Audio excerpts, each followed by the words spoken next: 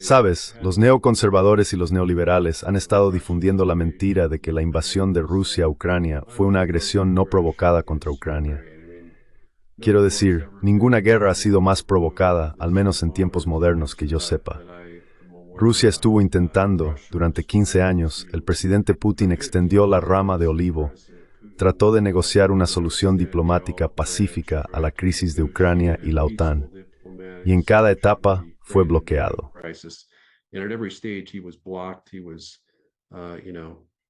Le dijeron que Estados Unidos no cedería ya sabes, tenemos la política de puertas abiertas justo hasta el borde de la guerra en Ucrania. Todo lo que teníamos que hacer, ya sabes, Biden tenía que firmar un papel sin valor del que podría haberse retractado más tarde y decir que que Ucrania nunca se unirá a la OTAN. Y estoy convencido de que Rusia no habría invadido. Así que esta guerra realmente no es una guerra de imperialismo ruso. Es el imperialismo imperiense, y lo digo como alguien que ama América. Sabes, soy un patriota ondeando la bandera, conservador de América primero, pero es solo un hecho.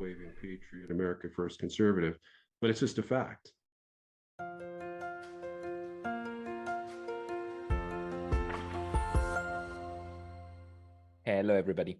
This is Pascal from Neutrality Studies. Hola a todos. Soy Pascal de Neutrality Studies y hoy tengo conmigo nuevamente a David Pine, quien es un ex oficial del Ejército de los Estados Unidos y actualmente se desempeña como subdirector del Grupo de Trabajo sobre Seguridad Nacional y del Territorio.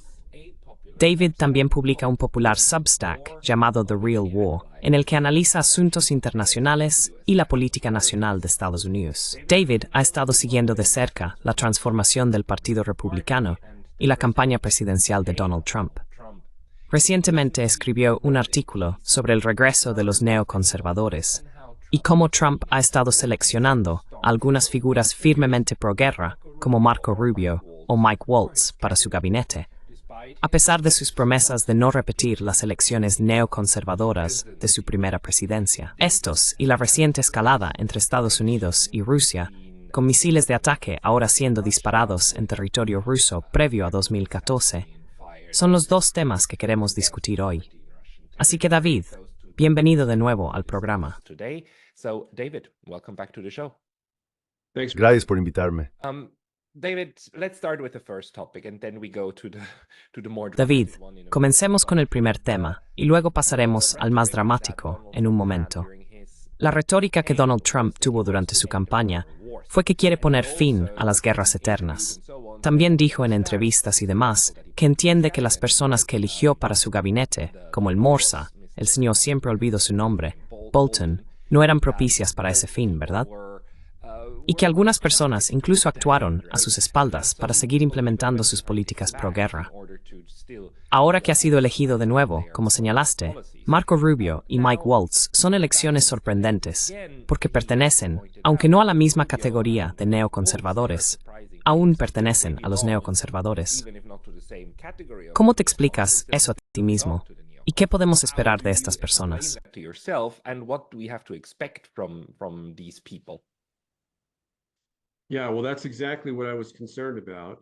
Sí, bueno, eso es exactamente lo que me preocupaba. Como mencionaste, durante la primera administración de Trump, muchas de sus elecciones, ya sabes, Bolton, Pompeo como secretario de Estado, Tillerson como secretario de Estado.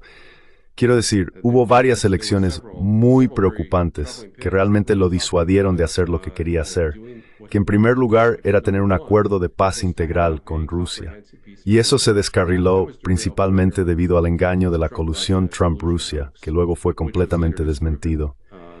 Y también poner fin a las guerras en Oriente Medio, en Irak, Siria y Afganistán. Y no tuvo éxito en hacer ninguna de esas cuatro cosas, desafortunadamente, por esas razones.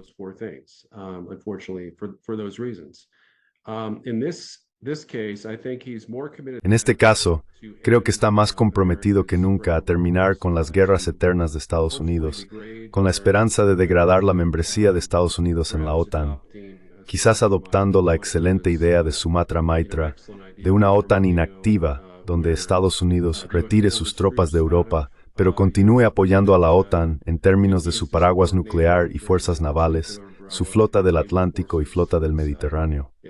Pero sí, las primeras elecciones, varias de las primeras elecciones de Trump, probablemente las primeras 4 o 5, fueron todos neoconservadores dedicados de por vida, como mencionaste antes.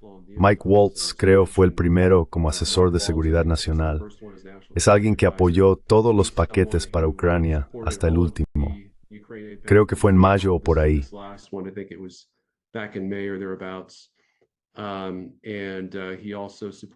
Y también apoyó, en 2022, creo, pidió una posible participación directa de Estados Unidos en la guerra. Dijo que podríamos tener que poner tropas estadounidenses sobre el terreno para defender a Ucrania. Quiero decir, eso es indignante y extremadamente escalofriante, incluso más allá de lo que Biden está haciendo ahora.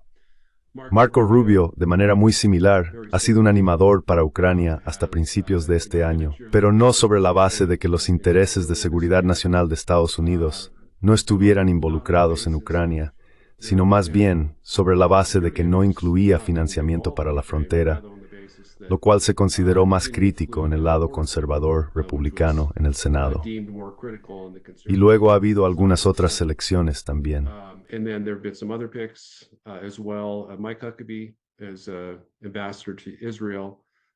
Mike Huckabee como embajador en Israel es quizás menos preocupante, pero también indicativo de que Trump probablemente quiere acercarse más a Israel en lugar de frenar la guerra de Israel en Gaza y Líbano. Y luego, por supuesto, Elise Stefanik como embajadora ante la ONU, que es un papel bastante seguro para un neoconservador que simplemente sea un portavoz de los Estados Unidos, aunque será miembro del gabinete y, por lo tanto, potencialmente capaz de contribuir a las decisiones de la administración Trump. También hay muchas buenas elecciones. Pete Hegseth como secretario de Defensa, Tulsi Gabbard como directora de Inteligencia Nacional. Esas son dos de las elecciones realmente buenas. Matt Gaetz, si tiene alguna influencia en la política exterior, en realidad declaró que tal vez deberíamos invitar a Rusia a unirse a la OTAN en lugar de Ucrania.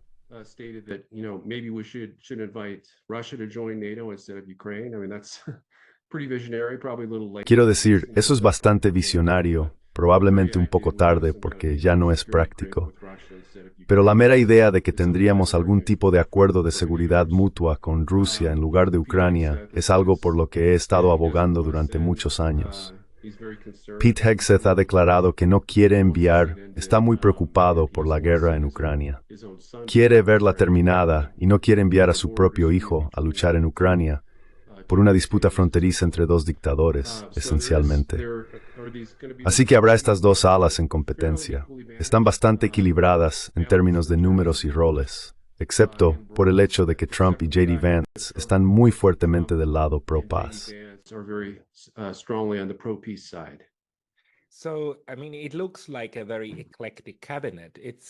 Entonces, quiero decir, parece un gabinete muy ecléctico. Como dijiste, ahora hay dos alas. Y curiosamente, una de las alas también proviene del Partido Demócrata. Quiero decir, todas las personas que dejaron el Partido Demócrata, incluido Kennedy, ¿verdad? RFK Jr. como secretario de Salud. Así que, aunque probablemente no tendrá mucho que ver con la política de seguridad, de nuevo, como dijiste, si estás sentado en el gabinete y eres parte de las reuniones, entonces habrá alguna forma de influencia. ¿Crees que hay una gran estrategia detrás de eso para Donald Trump, que podría tener más que ver con la política interna que con la política internacional? Porque una cosa que prometió una y otra vez es erradicar el Estado profundo y desbancar al blob del poder.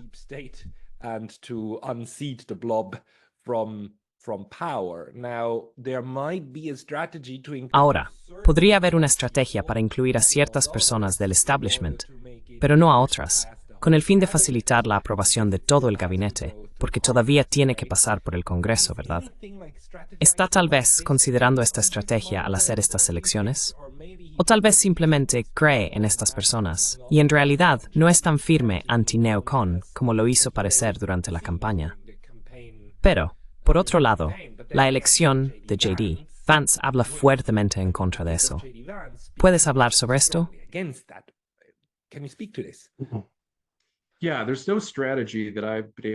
Sí, no hay una estrategia que haya podido detectar en las elecciones de Trump de tanto neoconservadores como conservadores nacionalistas de América Primero.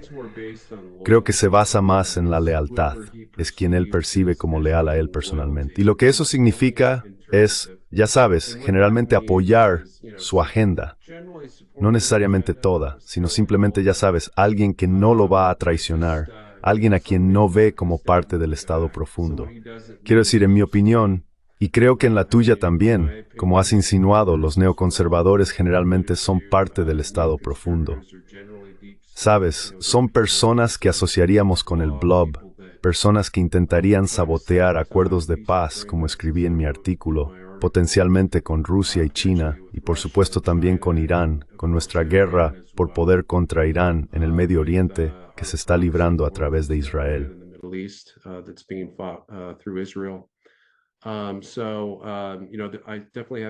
Entonces, sabes, definitivamente me preocupa eso.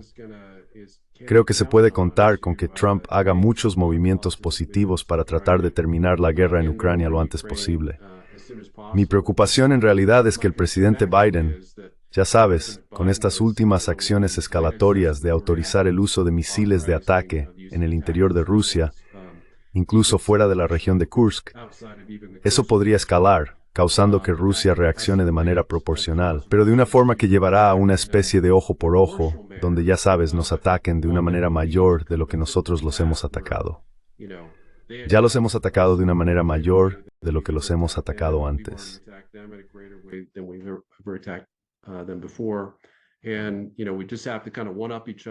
Y ya sabes, simplemente tenemos que superarnos unos a otros. Y de repente estamos en una guerra cibernética masiva en la que probablemente atacarían primero o incluso simplemente volarían la embajada de Estados Unidos en Kiev. Según se informa, Scott Ritter declaró que lo que está escuchando es que los rusos están considerando seriamente un bombardeo masivo aéreo y de misiles sobre Kiev que incluiría embajadas occidentales, principalmente, por supuesto, la embajada de Estados Unidos, la embajada del Reino Unido y la embajada de Francia, con el uso de armas termobáricas que podrían realmente destruir muchos edificios gubernamentales. Creo que Ucrania sería el objetivo principal, pero también las tropas de la OTAN dentro de Ucrania. Y los rusos creen que las tropas de la OTAN están basadas dentro de esas embajadas.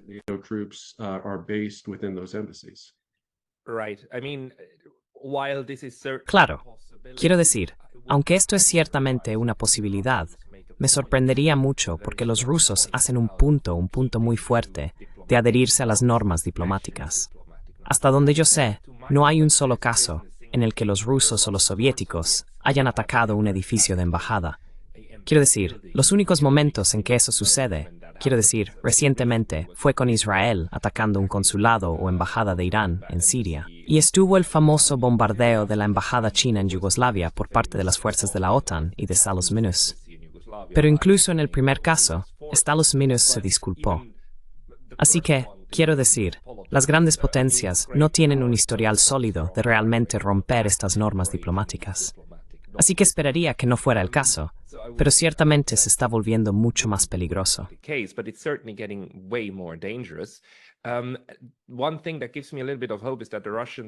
Una cosa que me da un poco de esperanza es que los rusos, de hecho, creo que vi un tweet de Medvedev que dice que los rusos han matado a muchos menos civiles. Quiero decir, la guerra entre Rusia y Ucrania ha matado a muchos menos civiles en 3 años que el ataque de Israel contra Gaza, ¿verdad? Es una guerra entre sus ejércitos y no una masacre de civiles, aunque han muerto civiles. Así que espero que eso no suceda. Pero aún así, deja abierta la pregunta de cuál es la estrategia de Estados Unidos ahora. Y volvamos a Trump por un segundo más. ¿Hay alguna posibilidad, en tu opinión, de que esté tratando de hacer diplomacia detrás de puertas cerradas, como una oficina temprana del presidente electo, con los rusos? Quiero decir, tiene las conexiones, ¿verdad? Podría levantar el teléfono a Viktor Orbán, decirle a Orbán que le diga algo a Putin y hacer que algo suceda así, ¿verdad? Esto está sobre la mesa, ¿no es así?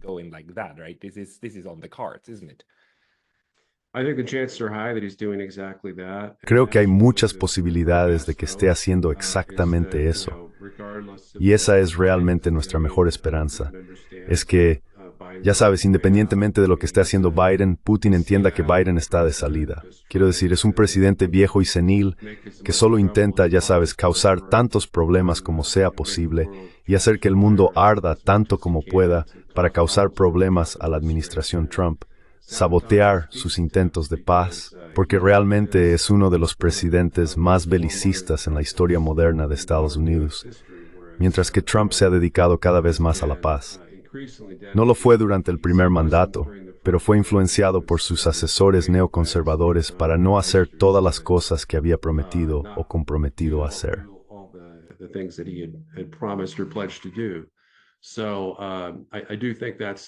Así que creo que eso es probable. Hay una especie de cuerda floja legal que tienes que caminar, porque técnicamente es contra la ley de Estados Unidos llevar a cabo diplomacia como ciudadanos privados. Creo que debería haber excepciones para los presidentes entrantes, pero eso no está claramente establecido en la ley.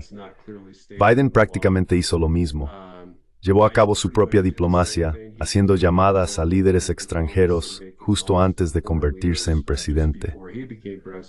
Así que hay mucho precedente de tendencia y llevar a cabo diplomacia, pero quizás no al nivel de negociar acuerdos de paz.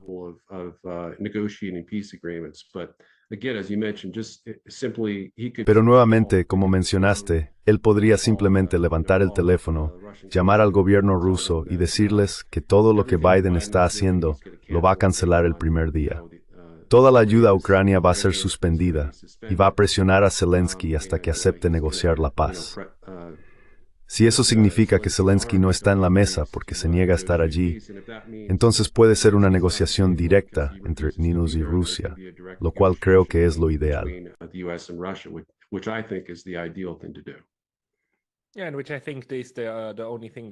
Sí, y creo que es lo único que los rusos realmente aceptarían, porque ahí es donde reside el poder. Lo han dicho desde el principio, desde diciembre de 2021. No enviaron estos borradores de tratados a Kiev. Enviaron los borradores de tratados a Washington y a Bruselas, porque los rusos entienden, como la mayoría de las personas en este planeta, que esto no se trata de Kiev y Moscú. Se trata de Moscú y la OTAN. Así que tan pronto como termine esta farsa, no nos acercaremos a una solución real.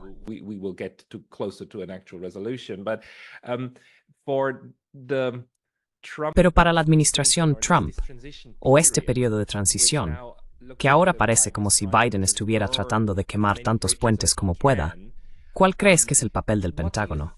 Porque según entiendo de lo que leo y veo, parece que el Departamento de Estado estaba claramente a favor de autorizar estas armas. Y parece que el Pentágono fue el que dijo, no, esta es la línea roja rusa, y no queremos una guerra directa.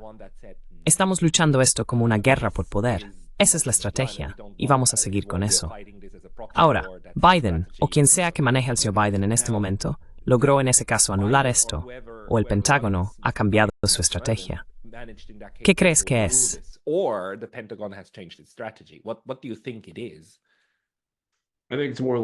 Creo que es más probable que el Pentágono haya sido anulado. Creo que Lloyd Austin, como mencionaste, ha sido una voz de relativa cautela. Quiero decir, inicialmente había dicho muchas cosas bastante extremas, esencialmente debilitando a Rusia hasta el punto de que no pueda hacer la guerra o invadir a sus vecinos. Quiero decir, la única forma en que podríamos hacer eso es lanzar un primer ataque nuclear contra Rusia. Casi no hay nada que podamos hacer convencionalmente que debilite a Rusia hasta el punto de que no puedan invadir a sus vecinos.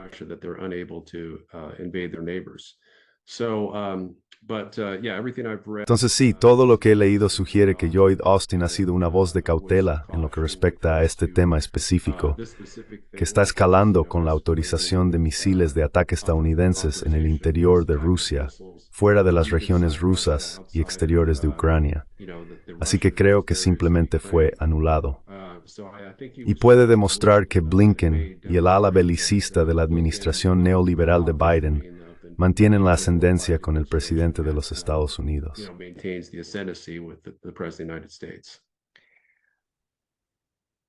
And what's your take on the justification for that? I mean, ¿Y cuál es tu opinión sobre la justificación para eso?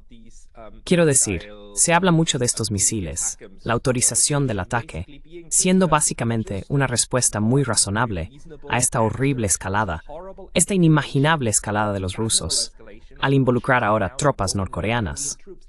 Hasta 50.000 tropas combinadas de Corea del Norte luchando en Kursk, de las que hemos estado escuchando durante 6 o 7 semanas. Y no hemos visto ni una sola imagen, ni un solo video aéreo de drones, nada, ni un cadáver de un norcoreano, nada. Todo lo que tenemos es este constante y firme tamborileo de los medios diciéndonos que los surcoreanos están diciendo que los norcoreanos ya están básicamente inundando Ucrania, aunque no lo dicen de esa manera. Pero esta es la imagen que están invocando. ¿Tiene algún sentido para ti que los norcoreanos estén ahora luchando en esta guerra? Que esta sea la razón por la que se están autorizando los ataques. Fighting in this war, that this is the reason the attacks are being authorized? Well, that is the given reason, and I Bueno, esa es la razón dada, y estoy de acuerdo contigo. Es poco probable que sea la verdadera razón, pero ciertamente es la razón que la administración Biden ha dado para esta escalada. El hecho es que ya sabes, las tropas norcoreanas, estamos hablando de 11.000. No estamos hablando de 50.000, 100.000, algunos números locos que han estado en los medios. Un máximo de 11.000 tropas, no todas han sido desplegadas en Kursk, ninguna de las cuales ha sido confirmada en Ucrania o en territorios anexados por Rusia de Ucrania. Aunque creo que es probable en territorios anexados por Rusia de Ucrania, pero están predominantemente concentradas dentro de Rusia misma. predominantly concentrated within Russia itself. So, at most, Entonces, ya sabes, como mucho se puede decir que están siendo desplegados de manera defensiva, quizás para ayudar a los 40.000 a 50.000 soldados rusos en la región de Kursk Oblast a repeler la ofensiva o incursión ucraniana, donde han tomado varias o unas pocas cientos de millas cuadradas de territorio ruso. La palabra que he escuchado del excongresista Dana Rohrabacher es que las tropas ucranianas en el área de Kursk están parcialmente rodeadas, quizás con la ayuda de tropas norcoreanas. Pero no es una verdadera escalada, porque las tropas norcoreanas no van a ayudar a Rusia a ganar la guerra. Quiero decir, Rusia ya está ganando la guerra. No necesitan tropas norcoreanas. No necesitan tropas chinas ni tropas aliadas en absoluto. they don't need Chinese troops, any allied troops at all. So it's not a true escalation. It's not. Así que no es una verdadera escalada. No es, ya sabes, cuántas tropas ucranianas han sido asesinadas por los norcoreanos. Me atrevo a adivinar que no muchas. Y se informa que hay muchos problemas con los norcoreanos que no pueden aprender ruso. Sabes, ciertamente tienen sistemas de armas similares, ya sabes, artillería de 152 milímetros y varias cosas así. Pero hay, ya sabes, principalmente el problema del idioma ha sido un gran problema que realmente ha impedido que los norcoreanos sean desplegados completamente en las líneas del frente. Así que en el mejor de los casos, esto es prematuro. Sabes, una escalada de nuestra parte es bastante prematura antes de que los norcoreanos se hayan comprometido completamente en la batalla en la región de Kursk.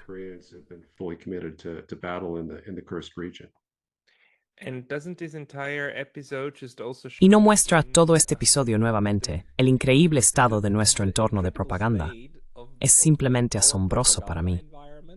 Y ahora, en esta situación, nuevamente, en política exterior, hoy ayer, lees estos artículos sobre Rusia quedándose sin armas críticas. Y la economía está colapsando nuevamente, como por millonésima vez. Son las mismas historias, el mismo tipo de... Rusia está al borde del colapso. Lo único que los mantiene vivos es la ayuda extranjera. Primero los chinos, luego los iraníes, luego los norcoreanos. Y que creamos eso. No panes.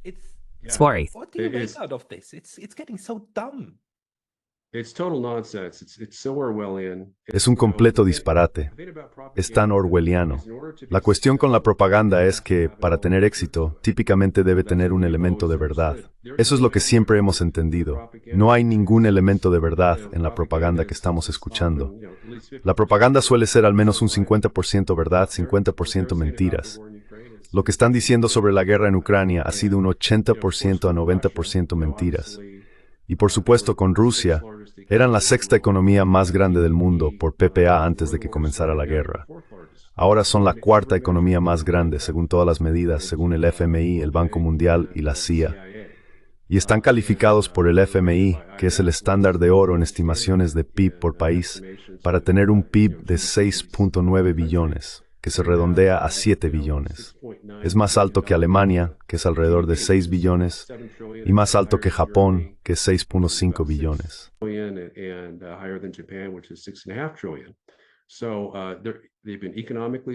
Así que se han fortalecido económicamente por nuestra guerra en Ucrania. Y hice un análisis adicional sobre una base per cápita. Cuando comenzó la guerra, el ingreso per cápita de Rusia era el 47% del ingreso per cápita de Estados Unidos. Ahora es el 54%. Así que no solo, ya sabes, mientras que el ingreso de Estados Unidos se ha estancado en gran parte debido a las repercusiones de nuestras sanciones masivas a Rusia, su economía y el ingreso per cápita y la riqueza personal han aumentado. Así que económicamente ha sido un fracaso total. Biden habló de estrangular la economía rusa, causando que Putin fuera removido del poder por una revuelta popular. Las últimas encuestas que he visto muestran que hay alrededor del 80% de apoyo para, creo que es un 77% de apoyo para la guerra en Ucrania y aproximadamente lo mismo para el presidente Putin. Lo cual es, ya sabes, mejores números en las encuestas de los que ha tenido, ya sabes, antes de la guerra, ciertamente.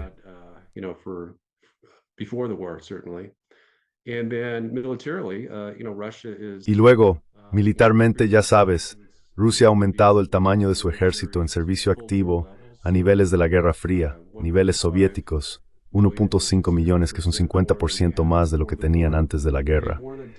Y han más que duplicado el porcentaje del que gastan en sus fuerzas armadas, del 3% a alrededor del 6 por 7%. Mientras tanto, ya sabes, China les está suministrando enormes cantidades de materiales industriales estratégicos para construir, ya sabes, 1.500 tanques de batalla principales al año, aviones de combate, sistemas de artillería, municiones.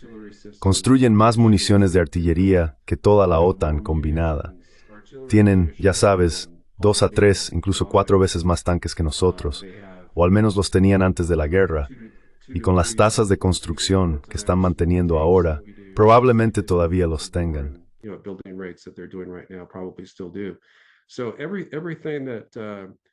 Entonces, todo lo que la administración de Biden dijo que quería hacer para debilitar a Rusia ha fracasado, y ha fracasado miserablemente, y ha provocado que Rusia y China se alíen más estrechamente.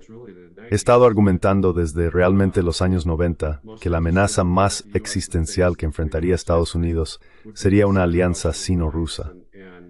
El enfoque primordial de la política exterior y de seguridad nacional de Estados Unidos debería ser separarlos, principalmente alineándose más con Rusia y tratando de mejorar nuestras relaciones con Rusia, resolver cualquier disputa y tener algún tipo de acuerdo de seguridad mutua que últimamente he llamado una entente ruso-estadounidense, similar a la que existía entre Gran Bretaña y Francia antes de la Primera Guerra Mundial.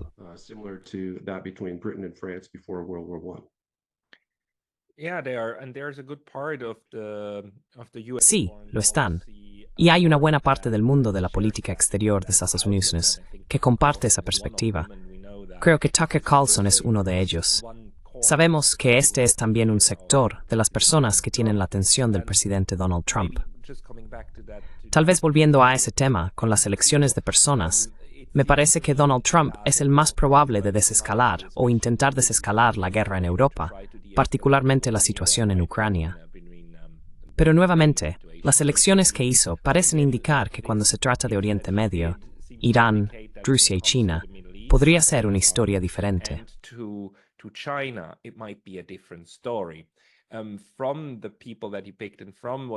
Por las personas que ha elegido y por lo que has escuchado en las últimas semanas, ¿cuál crees que será su enfoque hacia estos otros dos escenarios, que algunos neoconservadores quieren explotar y usar armas? No pueden esperar hasta que finalmente puedan lanzar explosivos en ambos lugares, tanto como sea posible. Pero Trump parece querer ser duro en ambos lugares. Sin embargo, Me parece que no es un fanático de la guerra. Quiero decir, al menos eso dice. En su primera presidencia, mató al principal general militar de Irán, pero no fue a la guerra, lo cual también podría haber hecho durante la crisis de los petroleros de 2019. ¿Puedes hablar sobre eso, por favor? 2019. Can you speak to that, please? Sí. Con respecto a China, sigo siendo muy optimista. Creo que el principal objetivo de la política exterior del presidente Trump es evitar la Tercera Guerra Mundial. Él entiende que la Tercera Guerra Mundial, ciertamente desde la perspectiva de Estados Unidos, sería un esfuerzo autodestructivo. Simplemente no tenemos ni las armas nucleares ni las convencionales para derrotar a Rusia o China en una guerra. Renunciamos a nuestra doctrina de ganar guerras nucleares en 1997 y desmantelamos el 90% de nuestro arsenal nuclear al final de la Guerra Fría. Así que no tenemos la capacidad de derrotar a Rusia y China. La idea del lado neoconservador a la que has aludido es que Estados Unidos podría luchar de manera segura contra Rusia o China en una guerra convencional y que no escalaría al nivel nuclear.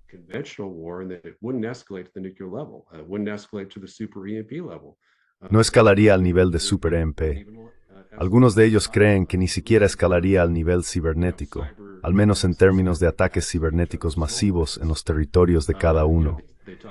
Hablan de que los satélites caerían en 2 horas, por lo que entienden que Rusia y China podrían derribar todos nuestros satélites GPS, militares y de alerta temprana dentro de las primeras 2 horas de conflicto. Tal vez se preocupen más por lo cibernético, pero no parece ser así.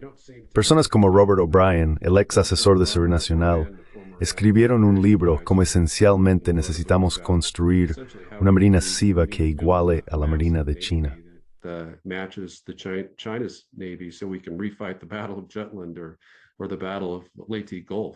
Entonces podemos volver a luchar en la batalla de Jutlandia o la batalla del Golfo de Leyte.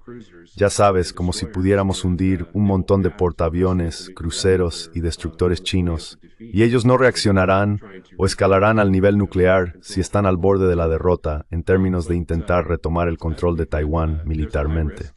Pero creo que hay un alto riesgo de que China actúe, quizás tan pronto como en enero, antes de que Trump incluso asuma el cargo, y que se muevan para un bloqueo total de Taiwán.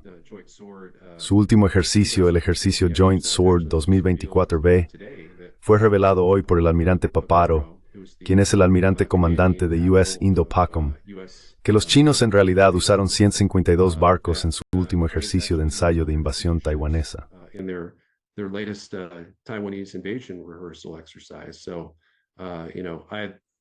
Entonces ya sabes, nos dijeron que eran 34, solo 17 barcos de la Marina.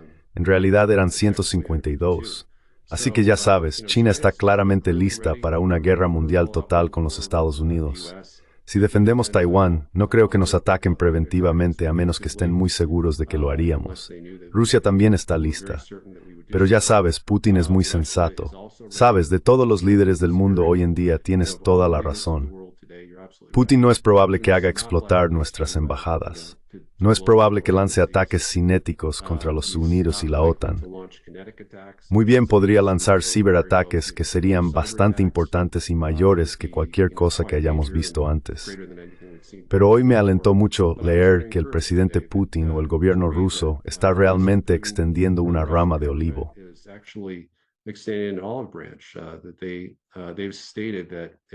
Han declarado que si el presidente electo Donald Trump lidera el equipo de negociación de Estados Unidos, están listos para reunirse con él mañana para negociar un alto el fuego inmediato en la guerra en Ucrania.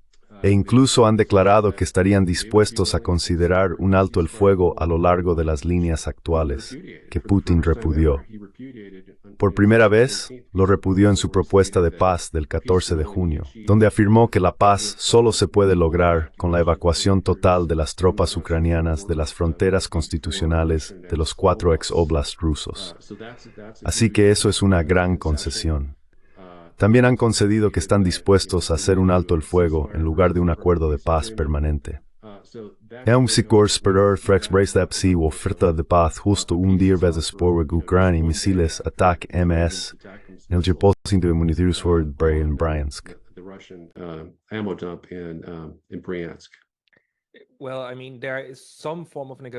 Bueno, quiero decir, alguna forma de negociación tiene que suceder. Eso es lo único que está claro. Y recientemente hablé sobre esto en la televisión rusa. El presentador me dijo que está bastante claro que no hay un plan para tomar el oeste de Ucrania. No ha oído hablar de ningún plan de ese tipo por parte de ningún funcionario, especialista o pensador ruso todavía. Quiero decir, el plan es tomar el este de Ucrania, el que ya está incorporado a Rusia bajo la ley interna rusa, y luego hacer que terminen esto asegurándose de que lo que queda de Ucrania no se una a la OTAN. Ese es el plan ruso, porque saben que si se tragan a Ucrania entera, es una píldora venenosa que, de hecho, algunos neoconservadores, creo, les gustaría empujar por la garganta de los rusos.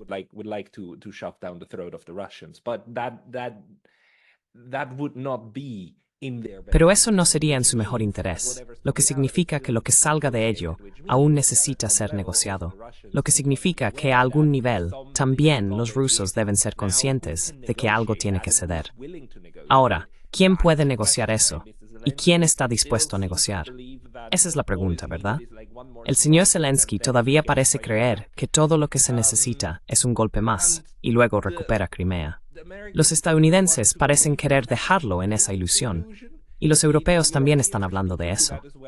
Tal vez también podamos extraer algunas lecciones de lo que hemos visto ahora, que es que los británicos y los franceses no entregaron ningún misil de largo alcance, los Storm Shadows, a Ucrania hasta como 12 horas después de que los ATACMS fueran entregados por los estadounidenses.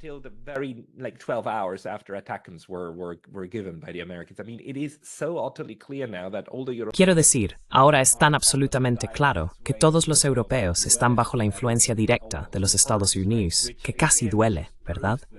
Lo cual, nuevamente, solo prueba que no son actores independientes en todo este entorno, ¿no es así?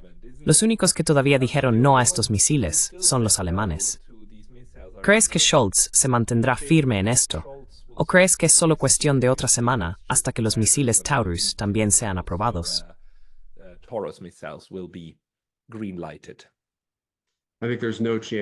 Creo que no hay posibilidad de que Scholz retroceda y permita que se vendan misiles Taurus a Ucrania. De todos los líderes de las principales potencias europeas, parece ser el más consciente de que Alemania, habiendo sido aplastada y dividida en, ya sabes, 8 partes por los ejércitos aliados y soviéticos combinados, sabe que la guerra con Rusia podría conllevar grandes riesgos para Alemania, y lo más probable, ya sabes, podría ser nuclear o podría ser, ya sabes, eso parece menos probable. No creo que Rusia, incluso una guerra total, ocupe Alemania, pero podrían usar armas nucleares contra las estadounidenses en Alemania en caso de una guerra total.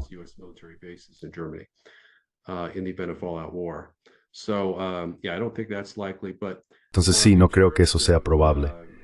Pero en términos de, ya sabes, los neoconservadores y los neoliberales han estado difundiendo la mentira de que la invasión de Rusia a Ucrania fue una agresión no provocada contra Ucrania.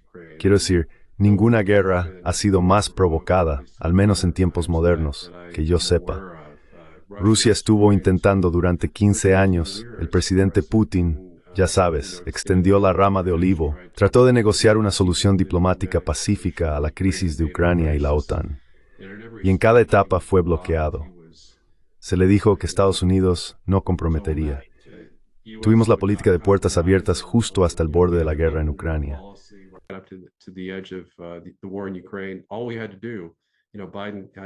Todo lo que Biden tenía que hacer era firmar un papel sin valor del que podría haberse retractado más tarde, diciendo que Ucrania nunca se unirá a la OTAN. Y estoy convencido de que Rusia no habría invadido. Así que esta guerra realmente no es una guerra de imperialismo ruso, es una guerra contra el imperialismo estadounidense. Y lo digo como alguien que ama a América. Sabes, soy un patriota ondeando la bandera, un conservador que pone a América primero. Pero es solo un hecho.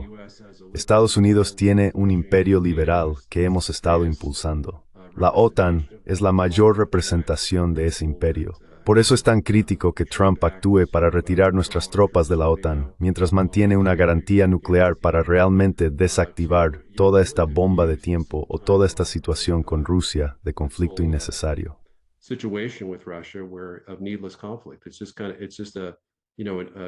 Es solo una cadena interminable de espirales de escalada. Cuando Rusia realmente no tiene ningún deseo de invadir ningún país de la OTAN, ni siquiera quería anexar los 4 oblasts. En cuanto al acuerdo de Estambul, Putin se comprometió a que todas las tropas rusas se retirarían de los 4 oblasts. Creo que había planeado anexar las repúblicas del Donbass, pero eso era solo 1/3 de la región del Donbass. Así que eso habría mantenido a Ucrania en control del 93% de su territorio. Y eso habría sido una victoria increíble, dado que en cuestión de días las fuerzas rusas habían rodeado parcialmente Kiev. Eso habría sido una victoria tremenda que nadie podría haber previsto.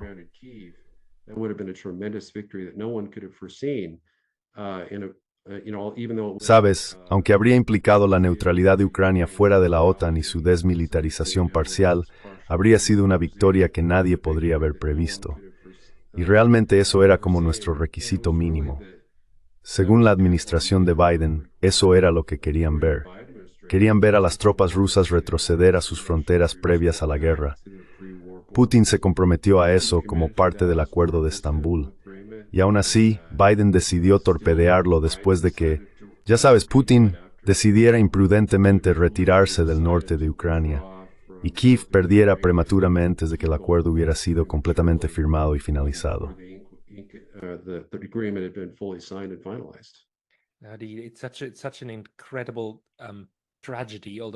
Es una tragedia increíble, aunque tragedia es la palabra equivocada, porque implica fuerzas superiores actuando sobre ti. Y esto no son fuerzas superiores. Esto es una masacre hecha por el hombre, que se debe en gran medida a esta idea absolutista de imponer poder y estructura desde el lado de Estados Unidos, OTAN. Y los europeos son parte de eso. Pero porque la neutralidad de Ucrania era lo obvio, lo más evidente y obvio, tan roja como era la línea, tan brillante era esa solución para salir de ello. Y casi se hizo realidad, y luego colapsó. Pero aquí estamos. Y la pregunta para mí es cómo manejar a los Estados Unidos. Quiero decir, como dijiste, porque creo que Estados Unidos está en un momento muy, muy peligroso, ¿verdad?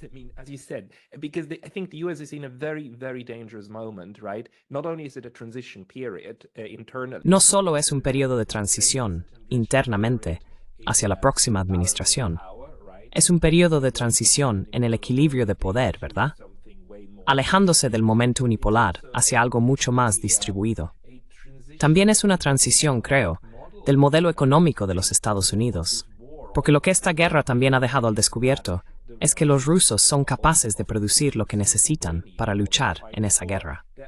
Los estadounidenses, y eso incluye a los europeos, toda la estructura de la OTAN, no lo son, no pueden. No hay suficientes armas, y la capacidad industrial no está ahí. Esto también es nuevo, y todo eso es sumamente peligroso, porque crea esta situación en la que algunos actores podrían sobreestimarse terriblemente a sí mismos y subestimar terriblemente a los demás, y luego tomar decisiones que podrían llevarnos a una guerra nuclear.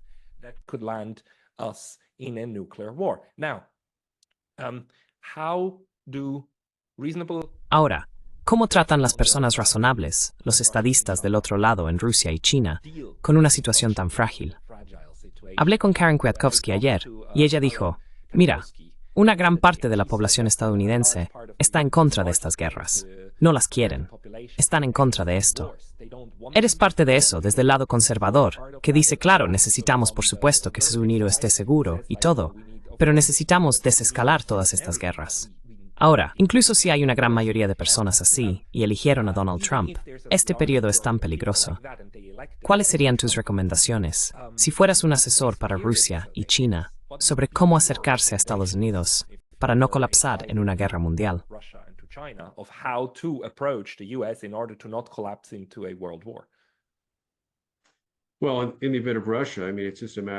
Bueno, en el caso de Rusia, quiero decir, es solo cuestión de esperar al final de la administración de Biden. Sabes, Trump no podría haber sido más claro en que va a nombrar un enviado especial a Rusia y Ucrania para liderar las negociaciones para terminar la guerra, y no ha anunciado esa elección que yo sepa. Pero ya sabes, eso es clave. Yo argumentaría a favor de discusiones muy breves de bajo a medio nivel para terminar la guerra entre Estados Unidos y Rusia. Creo que necesita escalar al nivel más alto. Creo que debería ser el secretario de Estado contra Lavrov, no Rubio. Y Rubio obviamente no es la mejor opción para negociar un acuerdo como ese.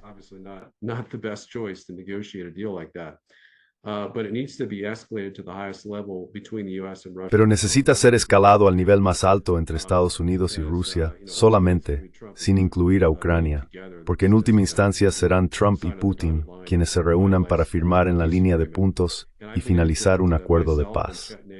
Creo que Chet Nagel, un exfuncionario de la administración Reagan y analista de la CIA, y yo hemos escrito un plan de paz de 8 puntos muy claro y conciso, que creo que Rusia aceptaría, con la posible excepción de mi disposición donde Ucrania estaría fuera de la OTAN permanentemente, pero quizás sería un importante aliado no perteneciente a la OTAN. Eso creo, podríamos conceder, y ellos podrían no aceptar. That I think we could concede and they might not accept. But I think they actually would if they got everything else that they've been wanting. Pero creo que en realidad lo harían si obtuvieran todo lo demás que han estado queriendo en términos de neutralidad, desmilitarización parcial, desnazificación, todo eso, principalmente para expulsar a la OTAN de Ucrania, porque sabemos que tenemos cientos, quizás incluso miles de tropas en Ucrania. No están en un papel de combate avanzado. Tenemos bases de la CIA. Creo que hubo al menos 12 bases de la CIA que fueron identificadas y creadas poco después del golpe de Maidan, que derrocó al presidente democráticamente elegido Yanukovych, quien estaba tratando de guiar un camino intermedio para Ucrania entre Rusia y la UE. En cuanto al lado ruso, ese sería mi consejo. Con el lado chino, dudo en decir esto, pero creo que no van a haber resultados en Taiwán hasta que ejecuten un bloqueo.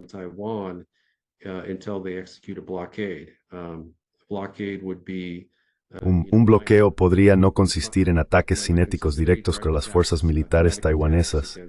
Probablemente iría acompañado de un ciberataque masivo a Taiwán, pero eso es esencialmente lo que planean.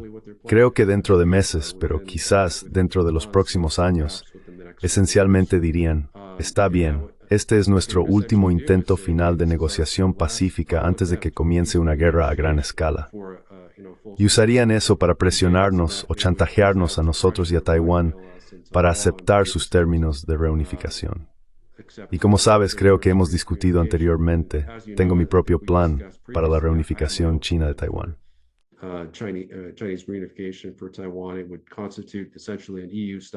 Constituiría esencialmente un acuerdo de confederación al estilo de la UE, similar a lo que ha propuesto un ex vicepresidente taiwanés. Y esto incluiría, ya sabes, el autogobierno continuo para Taiwán. Tendrían que prohibir los partidos independentistas, por supuesto. Pero aparte de eso, podrían elegir a sus propios líderes. Podrían tener su propio sistema económico como parte de la propuesta de un país, dos sistemas de Deng Xiaoping a finales de los años 80. Y también podrían tener control de su propio ejército. Habría una base naval china ubicada en el sur de Taiwán, pero fuera de eso no habría presencia militar china permanente en Taiwán. Y creo que si fueran a bloquear Taiwán, creo que Trump no intentaría escalar el conflicto. No creo que defendiera a Taiwán militarmente.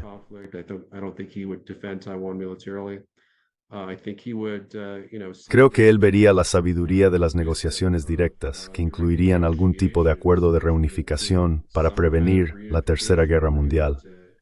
Está muy comprometido con eso.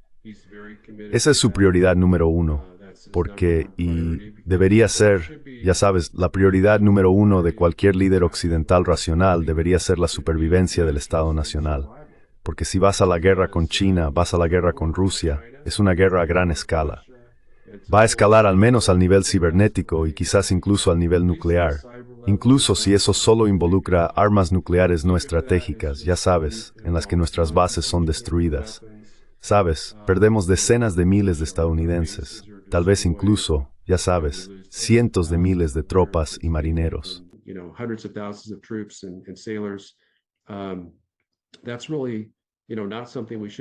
Eso realmente, ya sabes, no es algo que deberíamos estar dispuestos a aceptar, especialmente cuando se trata de conflictos sobre países que no son estratégicos o necesarios. Hay países con los que podríamos sobrevivir sin estar aliados, esencialmente.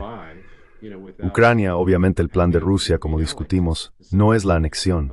Es darle a Ucrania verdadera independencia, verdadera soberanía, porque solo pueden ser independientes y soberanos si son neutrales. Si son un Estado cliente Rusia como Bielorrusia, no independientes. Si son un Estado o satélite de Estados Unidos como lo bien hoy, independientes, no adoptan sus propias decisiones. Tal vez Zelensky quería la paz.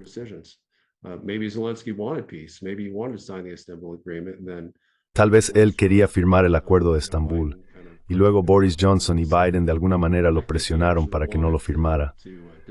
Creo que en realidad quería descartar el Acuerdo de Estambul, quizás en parte porque quería el dinero del soborno, esencialmente más de $1.000 millones, que creo que los líderes ucranianos han malversado, donde ha podido comprar sus propias mansiones y demás.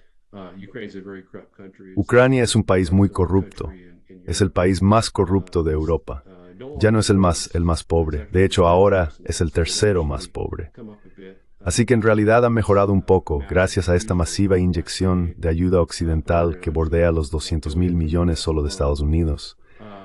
Pero Ucrania ha sido devastadamente.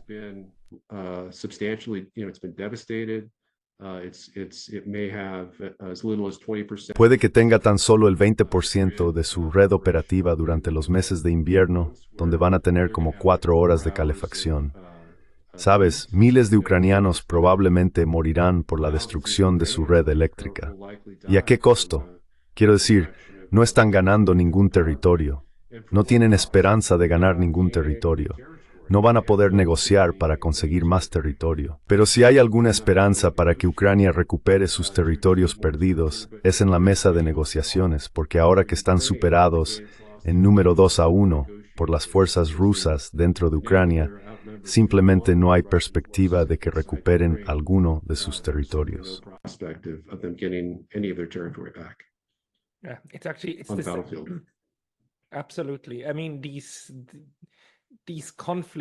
Absolutamente. Quiero decir, estos conflictos, si los llevas a un punto donde lo único que la otra parte está dispuesta a hacer es usar sus armas, entonces simplemente no vamos a salir de ellos. Tengo que esperar que con Taiwán, los chinos realmente no estén en el punto donde quieran usar este tipo de tácticas realmente contundentes todavía. Mi principal argumento de por qué no están en ese punto es por estas dos pequeñas islas que nadie conoce, Kinmen y Matsu. Sigo diciendo, si los chinos estuvieran serios sobre ir militarmente contra Taiwán ahora, primero experimentarían con Kinmen y Matsu. Estas dos islas están a 3 millas o 5 kilómetros de la costa de Xiamen. Serían tomadas inmediatamente y podrías bloquearlas.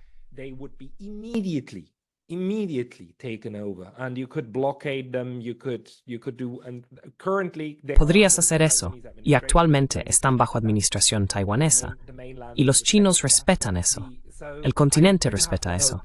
Así que tengo que esperar que la estrategia en China siga siendo diferente, que básicamente es el juego a largo plazo. Como en, ya sabes, si esperamos otros 20 o 30 años, somos un estado civilizacional. Entonces, ¿qué son 20 o 30 años? No lo necesitamos en los próximos 2 o 3.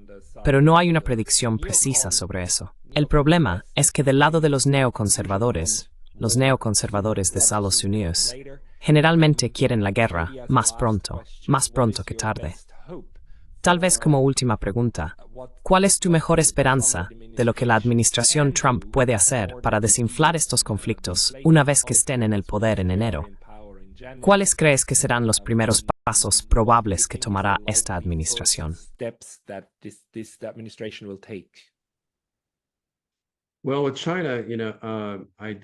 Bueno, con China no tengo mucha esperanza de que se involucren en los pasos de desescalada que se necesitan. Me encantaría ver el fin de las incursiones de libertad de navegación con destructores y fragatas estadounidenses a través del estrecho de Taiwán. Eso no hace nada, solo enfurece a China.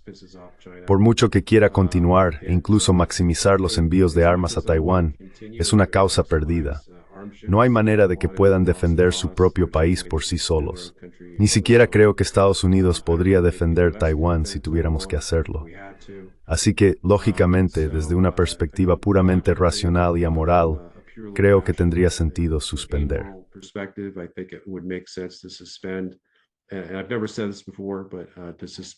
Y nunca he dicho esto antes, pero suspender los envíos de armas a Taiwán y decir esencialmente que Estados Unidos no defendería a Taiwán militarmente, quiero decir, ese solo paso es el más crítico de todos.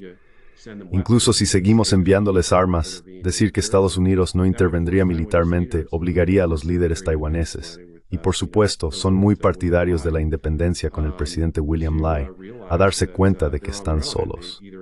O bien tienen que aumentar su gasto militar al menos al doble, lo cual llevaría años para tener algún efecto, o necesitan estar abiertos a conversaciones de paz con China para renegociar el estatus de Taiwán.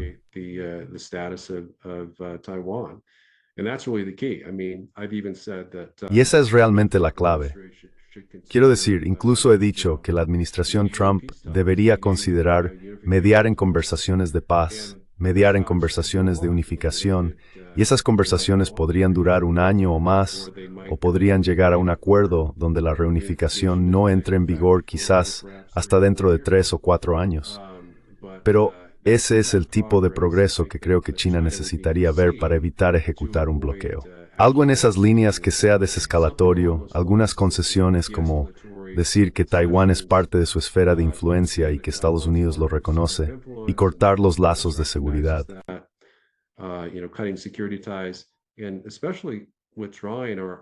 Y especialmente retirar nuestras tropas.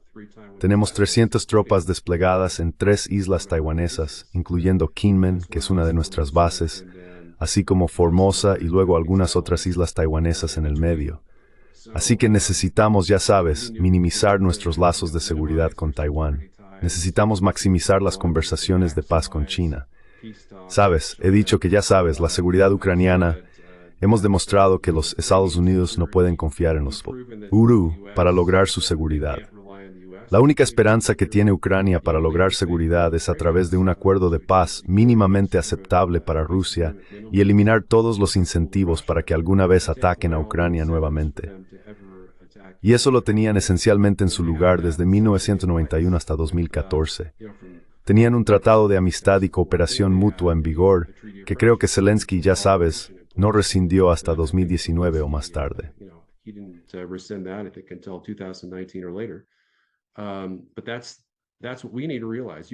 Pero eso es lo que necesitamos darnos cuenta. Los líderes de Estados Unidos solían darse cuenta de eso. Incluso con Reagan y Nixon, entendían que la verdadera seguridad para Estados Unidos debe ser de 2 vías. Necesitamos cerrar la brecha de capacidad militar, por lo que continuamos reconstruyendo masivamente nuestro ejército, principalmente las defensas de misiles y también nuestro arsenal nuclear. Pero por otro lado, tenemos que tener ofensivas de paz con Rusia y China, ofensivas diplomáticas, desescalada. Necesitamos tener cooperación donde cuando hay una guerra con Israel e Irán, presionamos a Israel, tal vez ellos presionan a Irán y los obligamos a hacer la paz.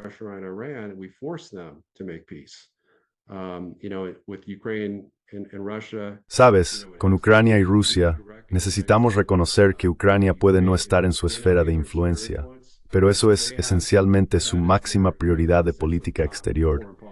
Tener un estado neutral de amortiguación que, como hemos discutido, proteja a la OTAN de la agresión rusa y proteja a Rusia de la agresión de la OTAN.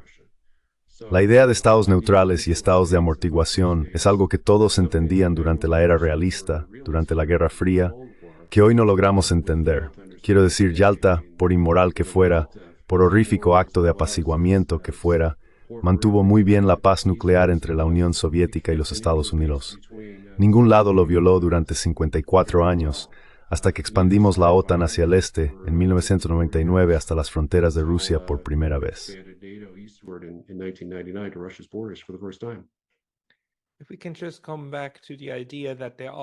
Si podemos volver a la idea de que existen soluciones en las que todos ganan y que los acuerdos de neutralidad de los estados, tapón, serían parte de eso, sería fantástico. Es triste que el actual establecimiento político en Washington y Bruselas aparentemente no entienda esto y vaya en la dirección opuesta, la de máxima presión. Pero es bueno saber que hay pensadores realistas aquí. Usted, señor Mearsheimer, Karen Kwiatkowski, Ray McGovern, hay toda una gama de personas que lo entienden. Entonces, la pregunta es, ¿cuándo llegan al poder y cómo implementar una verdadera estructura de seguridad? Me gustaría agradecerle por su tiempo hoy. David, si la gente quiere leer de usted, el mejor lugar es ir a su Substack, ¿verdad? The Real War. Yes. Yes, The Real War, and that's it. Sí, The Real War, y eso está en dpin.substack.com. Una vez más, dpin.substack.com. Proporciono actualizaciones regulares, a veces semanales, sobre lo que creo que son los temas de seguridad nacional más importantes. También escribo sobre historia, como hemos discutido en programas anteriores, la Primera y Segunda Guerra Mundial en particular, cómo se podrían haber evitado esas guerras, cómo podrían haber terminado antes, y cómo se podrían haber salvado decenas de millones de vidas perdidas. Creo que ofrecen lecciones realmente importantes para las guerras que enfrentamos ahora, especialmente entre Rusia y Ucrania. Estoy de acuerdo. El isla es la descripción. David, muchas gracias por tu tiempo hoy. Gracias, lo aprecio. Que tengas una buena noche.